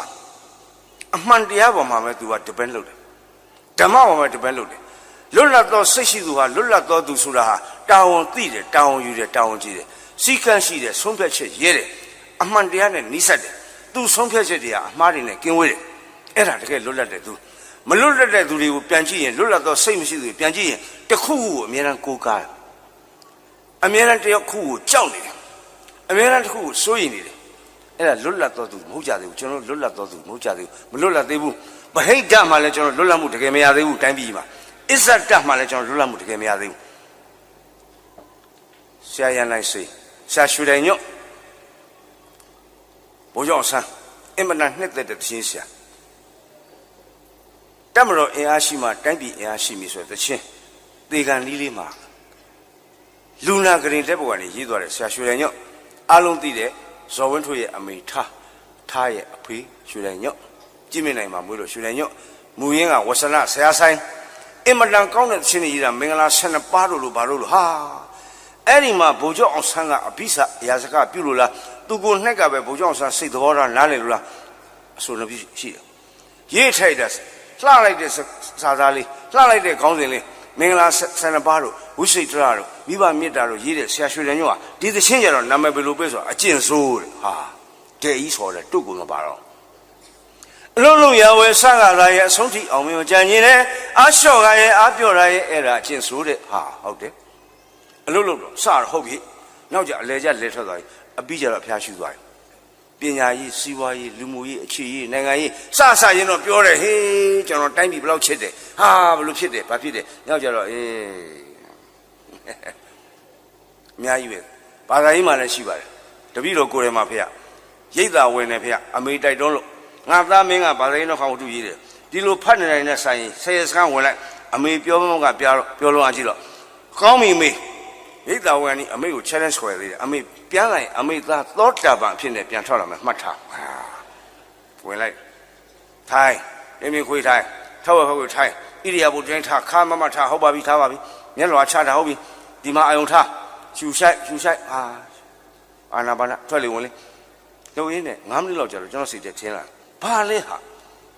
တက်တယ်လုံးအော်တိုမက်တစ်လောက်လာတဲ့ကိစ္စအခုကြာမှအလုပ်ကြီးတစ်ခုဒူးတွေကလောက်ဘာလောက်လာငါဒီချိန်ဒီမွေမဲနဲ့အိမ်မှာဇန်ညွှန်းရလိုက်ပတ်စံနေရမှာဟာပါရမီထူးခဲပုံမှာအဲ့လိုဖြစ်တော့ဟိုဖွင့်ကြည့်ဒီဖွင့်ဟဲမကြည့်နဲ့ဟာချာဘာမှလည်းမသိဘာမှကိုမသိတာလုံနေရလားဒီပေါ်မှာအယုံထားနွေးလာလားအေးလာလားဒီကြီးကနေဘာညာလို့ဟိုထဲမှာဝင်လာပြ International Meditation Center ဥပခင်ကိုင်းကဒါဓမ္မဂရိကဟိုနဲ့ဆရာကြီးကရှေ့ကနေပြီးပြောပြီးနေပြီးတော့ကျင်းလာပြီနားလာပြီမသိဘူးလေတပည့်တော်အဲ့တော့နှိပ်တာပေါ့ဗျာသူကစီကန်းလာမလားဟေးမလို့ပါဘူးယောဂီလို့မယောဂီအဲ့ဒါငါမဟုတ်ဘူးအဲ့ဒါငါနာတာမဟုတ်ဘူးငါကျင်းလာမှုငါကြိုက်တော့ငါကိုဖြုတ်ငါကျင်းလာမှုလို့စိတ်ထဲထားဆရာကြီးကလည်းကျွန်တော်နာနေပါတယ်ဆိုမှဆရာကြီးနာတာမှမဟုတ်တဲ့ဥစ္စာဓာတ်ခံတော်ကောင်းကမ္မထာရရှိရဆရာကြီးကပြန်ထပ်ပြောတယ်စိုက်ထားနွားလေးတစ်ကောင်နဖားကျိုးထိုးပြီးတော့ခြေတိုင်လေးစိုက်ထားပြီးငုတ်တိုင်လေးအဲ့ဒီမှာဒီနွားလေးသွားကျင်တာသွားပြန်ဆိုင်လာလဲနောက်ကျဒီပဲပြန်မိတာဒီပဲပြန်ပတာအဲ့လိုပဲခြေတိုင်စိုက်ထားအာယုံနဲ့ဟုတ်ပြီနွားလေးဟေးနွားလေးတို့ငယ်တော့နတ်တော်ရှိနေတော့အဲ့ဒီနွားလေးဆိုတဲ့နမကြီးတို့ငါဆိုးခဲ့ရတာပဲဟာအာယုံမပြတ်မှုတပြီတော့အဲ့ဒီနမကြီးမွေးထားတဲ့ဟိုဘက်2အိမ်ကျော်မှာတောင်းရင်မှာပေါ့ဆိုတဲ့ကောင်မလေးအတော်လှတာပဲမှတ်မိသေးဟာဘယ်သွားပြီပေါ့ဗျာဘယ်ရတော့ထုံလာကျင်းလာဖြစ်ပြန်ပြီရွှေ့ပြန်နောက်ကျဆရာကြီးမသိအောင်ကမ္မရာဆရာစရိယဆရာကြီးကဟိုရွှေ့ဒီရွှေ့နဲ့နည်းနည်းကျင်းလည်သွားတယ်ကျွမ်းကျင်သွားတယ်ညာနဲ့တွေထွက်လာညာအနီနဲ့ထွက်မှာတော့ဘယ်ကောင်းတော့ตาလေးကြော့လိုက်အပူတွေထွက်သွားလိုက်အသားလေးလှုပ်လိုက်ဘယ်သူမှလည်းမသိဘူးဘေးကချနေရတယ်ကျွန်တော်ကချနေဆရာကြီးလည်းမသိအောင်ညတော်လေးပြည့်လို့တော်သက်တာဒါပေမဲ့ကြားတော့ထုံးကျင်လာအောက်ပိုင်းကြီးပျောက်တယ်လို့ဖြစ်သွားဟာကြားဘူးတော့ရှိတော့နာမရူပပရိစ္ဆေသညာရပြီငါတော့ရုပ်နဲ့နဲ့ကွဲပြီဟာပြန်ကြိုက်ပြန်ရောဟာမပြည့်သေးဘူးလားဟာတနာကြီးမျက်စိခိုးပြီးဖွင့်ကြည့်တယ် 55မိနစ်ရှိပြီနောက်ထပ်5မိနစ်ပဲကြာတော့တယ်နောက်ထပ်5မိနစ်တောင်းနဲ့ထွက်အမလေး5မိနစ်ချာအဲ့ဒီ5မိနစ်ကြာဟိတာမပြီးနိုင်ဘူးဟာဒါကြီးကတောင်းနဲ့ထိုးလိုက်ရောကျန်တဲ့ယောဂီတွေနှိမ့်တဲ့နှဲနေလို့ဖြစ်ကုန်မထားနဲ့ချီကျွန်တော်က15မိနစ်ဆက်ထိုင်နေတာပေါ့စောစောကအညောင်းနေပြေးထားတာပြန်ထွက်လာတော့အမေကမေးတယ်အမေသားပြန်လာပြီရိတ်တာဟဲ့သောတာပန်နိုင်တာဟာသောတာပန်ကြီးရအလုံးလုံးရဝဲစကားရဲ့အဆုံးထိအောင်မကြံရင်နဲ့နိုင်ငံရေးစီးပွားရေးလူမှုရေးအခြေရေးပညာရေးအကုန်လုံးအလျှော့ကရဲ့အပြော့ရရဲ့အဲ့ဒါချင်းဆိုးတဲ့တယောက်ကဒီလိုတယောက်ကဟိုလိုအမျိုးမျိုးဖုံဖုံဂုံပြိုင်နေဟာချပါတီထောင်ကွာချမင်းလည်းထောင်ခိုင်းထောင်ချလောက်ကြနောက်ကြတယောက်တည်း3ပါတီကွယ်မနေ့ပါတီနေ့လေပါတီညနေပါတီဂုံလေးလည်းပြန်လဲကြတာဟာကားဂုံ TV ဂုံဖုန်းဂုံမလေးခုဘယ်နဲ့ကပါညာထနောက်ပြန်လဲကြတာပြန်ကြံဖြစ်တော့ယောဂါတောင်ဂုံပြန်သေးတယ်မမီးကနှလုံးသွေးကြောချင်းတော့ဘန်ကောက်သွားလို့ရမှာဟိုကရက်စားရက်တဲ့အဖွားကြီးကဘာလို့အောင်မသိတယောက်ကဒီလိုတယောက်ကဟိုလိုမျိုးမျိုးဖုံဖုံဂုံပြိုင်နေနီလာအပေါ်တွေစီကံမယုတ်သေးနှစ်တွေကုန်ခဲ့တယ်ကျွန်တော်တိုင်းပြည်ကြီးနီလာပေါ်တွေလုတ်ပါဗျာအထူးသဖြင့်အစည်းအဝေးတွေမှာအာဂျင်ဒါဝေထားပြပါခဲ့တဲ့အခုကျင်းပမှာကတော့အာဂျင်ဒါ10မျိုးနဲ့ပါအချိန်တွေကုန်လာအခုသမင်းစီရုပ်ရှင်စီဥစ္စာကြီးဘယ်သူကနေပြီးတော့အဖွင့်မင်္ဂလာပြောကြပါတော့ကအဖွင့်မင်္ဂလာကိုကြိုတင်ဝင်ငှပြီးတဲ့ဖြစ်တဲ့အတွက်အဲ့ဒီမင်္ဂလာဥက္ခရာကြီးကဆက်လက်ပြောကြပေးပါရဝင်ငှပြီးလည်းဖြစ်တယ်ပြောလည်းပြောသေးတယ်ကြောက်လာကြတဲ့ဒုတိယဥက္ခရာဖြစ်သောဥချီဝမျိုးဥစော်မင်းတော်မြင့်မြင့်ခိုင်တကွကြောက်လာကြတော့စီယုံဝင်များစီးစီများအားလုံးကာယစိတ်ဓာတ်ဒုက္ခနဲ့ဖြာနဲ့ပြည့်စုံကြပါစေကျွန်တော်နှုတ်ခွန်းဆက်တာအပ်ပါတယ်ခင်ဗျအဲ့ဒါနဲ့10မိနစ်ပြီးသွားပြီအချိန်နေကုန်နေတာကဲစီဝစမပြတိုင်းစီဝတွေလုတ်ပြီးတာကျွန်တော်အဲ့ဒီရုပ်ရှင်စီဥစ္စာကျွန်တော်4နှစ်လုတ်ခဲ့ပြီနော်အဲ့ဒါတွေပြောလို့ကျွန်တော်ပြုတ်သွားတာအကြိုက်ဆုံးကအစီအစဉ်မှာယခုချင်းစားပြီးပလာတာကြက်သားနဲ့အခမ်းပါပြီးအစီအစဉ်ကျွန်တော်အကြိုက်ဆုံးပဲကွာနီလာဘူရီစီကမျိုးသေးနှစ်တွေကုန်ခဲ့တယ်စီကလည်းမျိုးသေးလိုက်တာဒီလိုအကျင့်ဆိုးစိတ်မျိုးထားလို့ဗမာပြည်မှာကွယ်ဒါရှိလာပါတယ်ကောင်းအောင်အထူးပြောပြမယ်ခေါင်းဆောင်တူကပြောသမျှနာခံကွယ်ခေါင်းဆောင်တူဆိုဘယ်သူလဲဘိုးကျောင်းဆန်ပေါ့လာပြီနောက်တစ်ပိုက်ငယ်သူကနီးလွဲမှဆိုအကြီးကဲများကိုမယုံသေးတယ်ငယ်တဲ့သူတွေကကြီးတဲ့သူမျိုးသေးခြင်းကိုဆောင်းကမဲ့ဘယ်ယုံသေးခြင်းမှလည်းအကြီးကဲတွေကလည်းယုံသေးခြင်းမှမကောင်းတဲ့ဥစ္စာကြီးကိုလှုပ်ချင်တာလှုပ်နေကြတာဟုတ်မယုံသေးဘူးဘာလဲကွာဘာလို့မင်းတို့ကအခုဒီနေ့လူငယ်လေးတွေအပြစ်ပြောတာကျွန်တော်စိတ်ရည်နဲ့မချဘူးမကြိုက်ဘူးမင်းတို့သပင်းနေဆိုးငကွင်းနေပတ်ဂျင်းပယ်လေးတွေဘောင်းမီကြက်လေးတွေကိုဘီယာတောက်ဘဲနဲ့ကဘာညာဂိမ်းဆော့ဘာညာလုံးလာပြန်တွေးကြည့်တော့အဲ့ဒီဘီယာဆိုင်ဖွင့်လာလူငယ်တွေဖွင့်လာမို့လူကြီးတွေဖွင့်လာဂိမ်းဆိုင်ဖွင့်လာလူကြီးတွေဖွင့်လာတလုံးကပဲဟိုကပါလဲပရီမီယာလားစစ်တီမလားပါအဝိုင်းနေပလင်းတွေဘီယာတွေအရက်တွေထောင်သောင်းနဲ့ချီပြီးမိသွားတယ်တောင်းနဲ့ချီမိတယ်ပြောတယ်အော်ပီကျတို့တော်တော်ထိခိုက်နေတာပါလေဈေးကြီးပေးပြီးသုံးနေနောက်တာနော်ပြီးကိုလည်းပါပါတယ်လူကြီးတွေလုပ်တဲ့ကိစ္စလူငယ်လေးတွေကအဲ့ဒီမှာ customer ဖြစ်မှမသိဖြစ်ပြီးတော့ဘိန်းမြူအယောင်းဝယ်လုပ်တာဟာလူကြီးတွေကလေးတွေမှာသွားထိရှာလူငယ်တွေကမပြောနဲ့အဲ့တော့ငယ်သူကနီးလွဲမှဆိုအကြီးကဲများကိုမယုံသေးတဲ့ယုံသေးစရာမကောင်းတော့ကဲအဲ့တော့ငယ်သူတွေထားလိုက်တော့ရွယ်သူတွေကြည့်မယ်ဟေး20 30ဝန်းကျင်တွေမင်းရွယ်သူဘာလို့ကြရွယ်တူရင်သင်းပင်းဖွဲ့လောင်းဟာသင်းပင်းဖွဲ့ပြီကောင်းပြီဆက်ကြည့်တော့အချင်းချင်းတက်အောင်မပေါင်းကြတယ်သွားပြန်အဲ့တော့ကြီးသူတွေကြည့်လိုက်မကွာငယ်သူရွယ်သူကြီးကဲကြည့်လိုက်ကြီးသူတွေကြည့်တော့ဘာသွားတွေ့လဲနောက်တစ်ပိုက်ဆက်ွယ်ဒီခြာစွာနောက်တစ်ထစ်မှတ်ွယ်ကောက်ကျစ်တတ်တယ်ဝါသနာရဲ့ဟာကြီးသူတွေခွန်းလွတ်လိုက်ပါဝါသနာဘာလို့ကောက်ကျစ်နေတာပါဒီတိုင်းကောက်ကျစ်တယ်မဟုတ်ပါဘူးသူတို့ကဘာလို့လဲဂုံပါဝါမိုးတော်မကယူဟာရပြီပြီးတော့ဘာလို့လဲကိုယ့်အောက်ကလူနှိမ့်ဆက်တယ်ဘာမှကိုရကြမရှိတော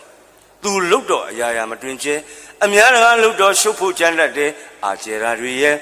ပြီးခွင်တရိုးမှာတကူမမိန်နဲ့ဒီကျင်စိုးတွေချိုးနေငါဖြောက်ပဲအလိုက်မသိတာတွေရဲ့ကိုဘိုးတော်ကိုသိတယ်များလူတော့ပြစ်ခါပဲဒီလူစားအလွန်များတယ်ရှင်းစကားတွေကိုဖဲသွားစမ်းမနိုင်ဒီကွာလေးဥချုံညူလာပြောမလဲခင်ဗျဒီတက်ဒီရတုတွေခင်ဗျတွေကောင်းပြီရှင်းစကားတွေပဲတော့သူကခင်မီတော့သိလားခေကြိုက်တော့သူနားမလဲရှင်းလည်းမသိခေလည်းမသိကန့်လန်နေခွာစာတွေရှိတယ်နော်ရက်ွက်ထဲမှာဗျာရှိတယ်မြို့နယ်ထဲမှာဗျာရှိတယ်လွတ်တော်ထဲမှာဗျာရှိတယ်ရှိတတ်တယ်ကျွန်တော်ထင်တယ်ရှိမှာပဲဒါကြောင့်လည်းအကျိတ်နဲ့ဆွေးနွေးကြရတာပေါ့မလွတ်တော်ဆိုလို့ကျွန်တော်ပြောမယ်နော်လွတ်တော်ကိုယ်စားလှယ်ကြီးအိမ်ငိုက်တယ်လို့ပြောရင်ရင်းနေကြတာမကြိုက်ဘူးကျွန်တော်မပြောပါနဲ့အဲ့လိုကျွန်တော်မကြိုက်ဘူးဒါကိုကျွန်တော်ကန့်ကွက်တယ်အိမ်ငိုက်တာမဟုတ်ဘူးဗျာဆိုကျွန်တော်ယုံကြည်တယ် တစ်ဖက်ကတင်သွင်းနေတဲ့တိုင်းပြည်အရေးကြီးတဲ့ကိစ္စကိုသမာဓိအားကောင်းစွာယူပြီးတော့မျက်စိမှိတ်ပြီးတော့နားထောင်ရအင်္ဂိတ်တာမဟုတ်ဘူးရှိစကားတွေကိုဖဲခိတ်ကြိုက်တော့သူနာမလဲအများကိုလည်းပြစ်ကာပဲဒီလူမျိုးအချင်းဆိုးတယ်မြန်မာမှာလည်းပေါ်ကဘာမှာလည်းရှိပါတယ်မြန်မာမှာလည်းပေါ်ပါတယ်အချင်းဆိုးမျိုးလူတိုင်းပြစ်ခွာတို့တိုင်းသစ်မှာဆန်းစစ်ဖို့လို့မပင်မနေမယ်တဲကြမှာလိုက်ဆိုလွတ်လပ်မှုဆိုတာဟာဗိုလ်ချုပ်အောင်ဆန်းပြောခဲ့ဘူးပါတယ်လွတ်လပ်ရေးကျိုးပန်းမှုတိုက်ပွဲကာလသမိုင်းမှာလွတ်လပ်ရေးဆိုတာဟာတောင်းယူမှရတာမဟုတ်ဘူးတိုက်ယူမှရတာလွတ်လပ်မှုဆိုတာတိုက်ယူမှရတာတကယ်ကိုလွတ်လပ်မှုဆိုတာတိုက်ယူမှရတာအခုရှိနေတဲ့မလွတ်လပ်သေးသောကျွန်တော်တို့လက်ငင်းတိုက်ပြီးအခြေအနေအကြောင်းကြောင်းရမလွတ်လပ်သေးသောအခြေအနေတွေစစ်ရေးနိုင်ငံရေးစီးပွားရေးလူမှုရေးပညာရေးအခြေရေးခုနကမီဒီယာရေးလွတ်လပ်မှုအပြည့်အဝမရှိသေးပါဘူးရှိရင်ဒီလိုလှုပ်ရှားမလို့တော့မရှိသေးလို့ကျွန်တော်ပြောတယ်အဲကျွန်တော်တိုက်ယူနေတာကျွန်တော်မှန်တော့ဒါပေမဲ့ကျွန်တော်တိုက်တာဘိုးကျောင်းဆန်းလို့ဟေးအင်္ဂလိပ်ဟေးဂျပန်ဟေးအက်တလီအဲ့လိုမဟုတ်တော့ကျွန်တော်တို့ကဘာနဲ့တိုက်ရမလဲဗဟိတလွတ်လပ်ရေးအတွက်အဲ့လိုတိုက်ယူတာရှိသလိုကျွန်တော်တို့ကိုယ်နိုင်ငံလည်းဘာနဲ့တိုက်ရမလဲအသိဉာဏ်ပညာကိုရှင်တန်းနဲ့တိုက်ယူရမယ်စာဖတ်ရမယ်အစ္ဆတလွတ်လပ်မှုလည်းကျွန်တော်ရဖို့လိုတယ်ဘာအစွဲတွေရှိဘာဖိစီးမှုရှိတယ်အကြောက်တရားတွေဘာရှိနေသေးလဲအစွဲတရားတွေဘာရှိနေသေးလဲတောင်းသိမှုတောင်းယူမှုတောင်းကျေပြမှုစီကံလိုက်နာမှုအမျိုးဘာသာသာနာတိုင်းပြည်လူမှုချစ်တတ်မှုတကယ်ရှိပြီလားစိတ်တွေကဘာတွေဖုံးလွှမ်းထားလဲကျွန်တော်နှလုံးသားတွေပေါ်မှာအသက်အစီဖုံးလို့ဘာတွေဖုံးလွှမ်းနေသေးလဲအဲ့ဒီဟာမျိုးကျွန်တော်တို့ကိုယ်တိုင် liberated လွတ်လပ်မှုရအောင် independent ဖြစ်အောင်လုပ်ရတယ်ဂျိုရူလေးတစ်ခုရှိတယ်ကျွန်တော်အချိန်ရှိပါတယ်တုံးမြန်အားလုံးသိပါတယ်ဟိုတနေ့ကပဲတရုတ်အိန္ဒိယလွတ်တယ်ကမ္ဘာပတ်လမ်းကြောင်းတွေကို orbit ခေါ်တဲ့ကမ္ဘာမြေကြီးဆွဲငင်အားရဲ့လွတ်တဲ့လမ်းကြောင်းတွေကိုအဲ့ဒီဂျိုရူကိုတင်ရမှာအဲ့ဒီဂျိုရူကထောင်လိုင်းဂျိုရူမိုးလေဝသဂျိုရူဘာညာတိုင်းတိုင်းမြေပုံရဲတဲ့ဓာတ်ပုံရဲတဲ့ဂျိုရူအဲ့ဒီဂျိုရူဒုံးမြန်ထိတ်မှတင်ထားဒုံးမြန်အောက်နေချတယ်10 9 8ဘာညာဟာတော့1 0 1ဒုံးမြန်တက်ပြီမိတွေဖွာဖွာတက်ပြီဘယ်နှမိုင်ကွာဝေးမှာကမ္ဘာလေထုပြင်ထဲမှာနော်ကျွန်တော်သိမသိဘူးဆရာ OBJ ပိုသိတယ်အဲ့ဒီလောက်မှာ तू ကအဲ့ဒီဒုံးမြန်ပထမအောက်ဆုံးဆင့်ကိုဖြုတ်ချပစ်ခဲ့တယ်သွားပြီလွတ်လပ်မှုဂျိုရူနဲ့ကျွန်တော်ဥပမာပေးတာပါဘလောက်ရောက်တဲ့အချိန်မှာမိုင်ဘလောက်ရောက်တဲ့အချိန်မှာဒုတိယဆင့်ဖြုတ်ချပစ်ခဲ့တယ်ဘလောက်ဆက်တက်သွားတယ်ဘလောက်တတိယဆင့်ဖြုတ်ချပစ်အဲ့ဒီမှာထိတ်မှတင်ထားတဲ့ဂျိုရူလေးကဒုံးမြန်ကနေလွတ်တင်ပေးလိုက်တာသူ့အပေါ်ရောက်ဖို့အတွက်ဒုံးမြန်တောင်ပြီးသွားပြီသူဟာကမ္ဘာမြေထုဆွဲငင်အားရှိနေတဲ့ကာလအတွင်းမှာဒုံးမြန်ကိုသူအားကိုးရတယ်အဲ့ဒီဒုံးမြန်လည်းမီးတွေပန်းပြီးထွက်ရတယ်ဒုံးမြန်အားကိုးပြီးတော့လွတ်လပ်မှုမရရှာသေးဘူးဂျိုရူလေးတက်သွားတယ်ဖြုတ်ချဟိုးပေါ်ရောက်ပြီးကမ္ဘာပတ်လမ်းကြောင်း orbit ထဲမှာအဲ့ဒီမှာဆွဲငင်အား gravitation မရှိတော့ဘူးလုတ်ပြီးတော့ဘာကိုပတ်ပြီးတော့လောက်ကိုပတ်ပြီးတော့ဂျိုကိုပတ်ပြီးတော့သူ့ကိုယ်တိုင်ဂျိုရူကိုယ်တိုင်အလွတ်လုံနိုင်မဲ့လမ်းကြောင်းနဲ့ရောက်ပြီဆိုတာနဲ့ဒုံးမြန်နေမရှိတော့ဘူးဂျိုရူပတ်ပြီ